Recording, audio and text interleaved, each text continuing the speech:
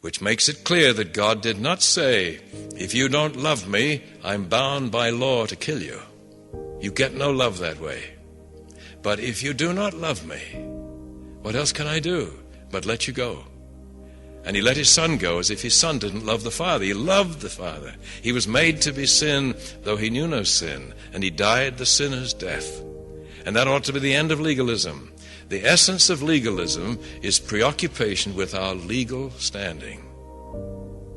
And whether I offer God the blood of bulls or goats or the blood of his Son, if I'm doing this to adjust my legal standing, I'm a legalist. But the man who knows the truth about God and knows the problem is not his legal standing, but the condition of his own heart and soul and mind, and having been won by the evidence, especially the supreme evidence of the death of Christ, to stand humbly in God's presence and say, remember me, as the thief on the cross did. I like what I see. What must I do to be saved? The answer you hear is, trust me. Isn't that what Paul said in Philippians? In the jail? Trust me. That's all. Now, trust means a humble willingness to listen. All God asks of us is love and trust, not the adjustment of our legal standing. But see, these are two ways of looking at what went wrong. If we're preoccupied with the legal understanding, guess who enjoys to hear us picture God that way? In my book, I do believe the legal model is for beginners whose tents are pitched at the foot of Sinai and are still scared of God. But it's time for us to move on from that mountain. We've camped around it long enough, and we need to move up to the cave at the side of Mount Sinai, where there is no more need for wind, earthquake, and fire to revere our God. But the still small voice moves us to deepest reverence and respect.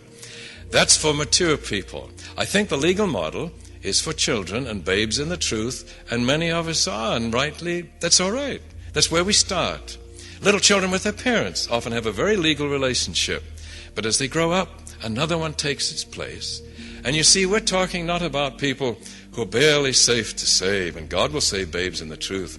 As Adventists, we're talking about Jobs. We're talking about mature people who know God well enough that when the enemy comes to picture him as the legalistic deity he always has, they will not be confused.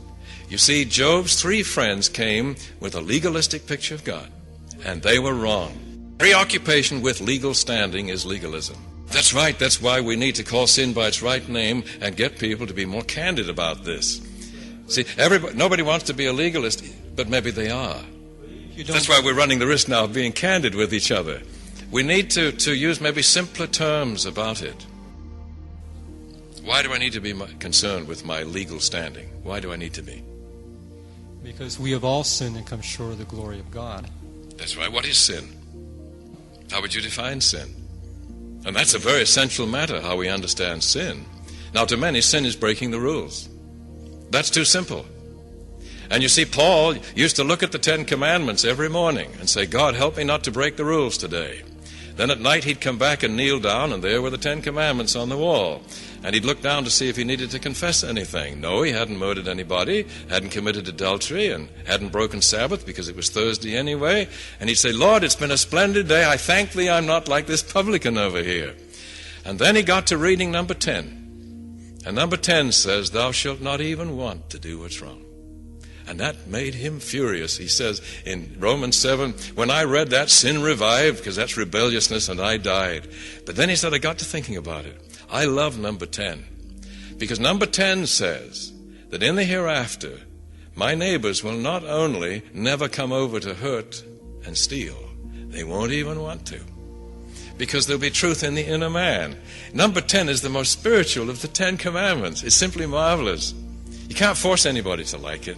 You choose whether you want to or not. And so you see, sin is not breaking the rules. Sin is even wanting to.